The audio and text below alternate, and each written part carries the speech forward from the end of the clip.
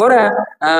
عزیز صاحب چې کله وفات شو نو د خلکو د جیبونو نه سټامونه راوځي چې د ځمکو او د جایداد او د دې خبرې د بینک بیلنس کاغذونه د خلکو د اساسې نه او د هغه د واسکټ په جب کې چې دی نظم و تنزیه نظم و. چې کله کلاسیک شاعرۍ ته رالو نو په هغې کې د یو شاعر نوم و حسین چې په هغې کې هم د پکلۍ ذکر شوی دی او په هغې باندې بیا د شاعرانو اختلاف هم دی د محققینو. بعضې وایي چې هغه د هزارې سره تعلق ساتي او بعضې وایي چې هغه د سوات سره تعلق ساتي خو ډېر دغه چې دي محققین هغه دا وایي چې د حسین تعلق چې دی هغه د هزارې او د مانسیرې او د دې سیمو سره پاتې شوی دی. بیا چې مخکې موږ په ادب کې رالو نو نصر الله خان نصر صاحب یو لیکوال تیر شوی او د هغه یو کتاب د رپورتاج په نوم باندې مشهور دی د ام سفر. نو بیا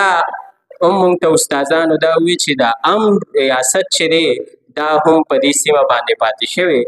حیران صاحب دلته یوه خبره وکړله چې یاره څه تجویزونه هم پکې موږ ته راکړې نو دغه خبره ما ته رایاده شوه چې په کار دا د مانسیرا پښتو اکیډمي او د دې سیمې چې کوم د پښتو ادب دپاره کار کوي نو په کار دا دی چې هغوی د پښتو ادب نه د دې سیمې دا زاړه نومونه او دا زاړه تاریخي خبرې چې دی دا راوباسي. او دویمه خبره دا ده چې د ام ریاست چې کوم رپورتاج دی چې هغه را پیدا کړي او هغه د تدوین متن سره د زلمو لیکوالو دپاره او لوستونکو دپاره چاپ کړي چې موږ ته او د دې سیمې د خلکو ته د خپلې دغه تاریخ پته ولګي. بیا یو څو خبرې به د عزیز صاحب په حواله باندې وکړم ځکه چې عزیز صاحب څنګه یو نظم دی د بیدارۍ نظم دی مخکې غالب صاحب هم ذکر وکړو محب صاحب هم ذکر وکړو نو په هغې کې یوه خبره دا هم کوي چې خبرې نه څه شی عملی کار پکار دی. پاسه حمزه بابا هم دا دغه موږ ته کړی چې پاسه د عمل جذبه پیدا کړه یو ملت هم ترقي په افسون نک. او دا نن چې کوم پروګرام دی نو دا د دې ځوانانو د محسن او د ټولو ملګرو د عزیز صاحب د کورنۍ د خلکو د بټګرام او د مانسیرې او د دې ټولو ادیبانو شاعرانو په کوشش باندې یو دا پروګرام نو دا یو عملی قدم دی چې ما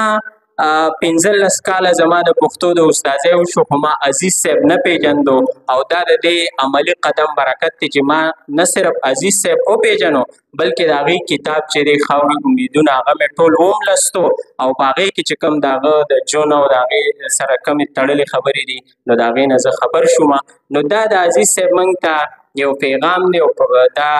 پیغام موږ ته خوشحال بابا هم ویلی او را روان ټول ادب او مشران هم دغه خبره کوي چې یاره د خبرو نه ضروري دا ده چې عملی قدم خلک اوچت کړي او د هغې سره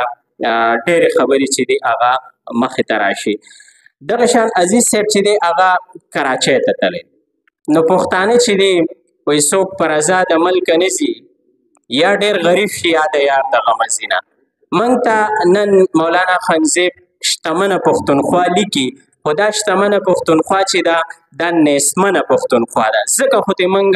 او زموږ مشران او زموږ خلک څوک کراچۍ ته ځي څوک چې دی هغه عربو ته ځي څوک بهر ملکونو ته ځي د دې دپاره چې یو نوړی ډوډۍ خپلو بچو له پیدا کړي.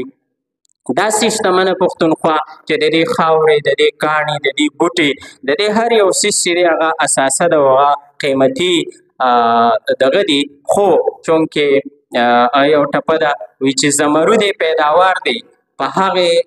زه په هغې وطن کې لوږې تېرومه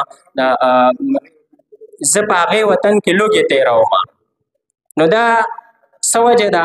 دغه وجه ده چې مونږ عملی قدمونه نه اوچتو مونږ صرف خبرې کوو کشران چې دی هغه مشرانو ته خبرې کوي او مشران کشرانو ته خبرې کوي یو په بل باندې خبرې ورړو او خپل ځان ته هغه غلبیل راپاسي او کوزې ته وایي چې په تا کې 2 سوري دي دغه صورتحال چې دی هغه زمونږ هم دی او عزیز صاحب چې په دې خبره باندې ډېر زور ورکړی او بل د هغه ژوند چې دی هغه یو عملي دغه دی د اول نه راواله تر اخره پورې هغه داسې ژوند تېر کړی متحرکه ژوند موږ ته د هغه د کتاب نه پته ولګېده او د هغه ملګري چې کوم د هغه سره پاتې شوي لکه ډاکټر صاحب خبره وکړه د هغه د کورنۍ خلک هغوی ته به نورې هم پته وي چې هغه خبرې هم په دې کتاب کې چې بیا چاپ کېږي پکار ده چې دا ټولې خبرې په دې کې شاملې وي.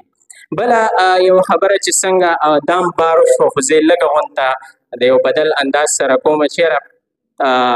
د پښتو ادیبان شاعران او استادان چې دي نو دوی خو په هر وخت کې د پښتو خبره کوي او د پښتو د ودې او پرمختګ دپاره خو چې کله د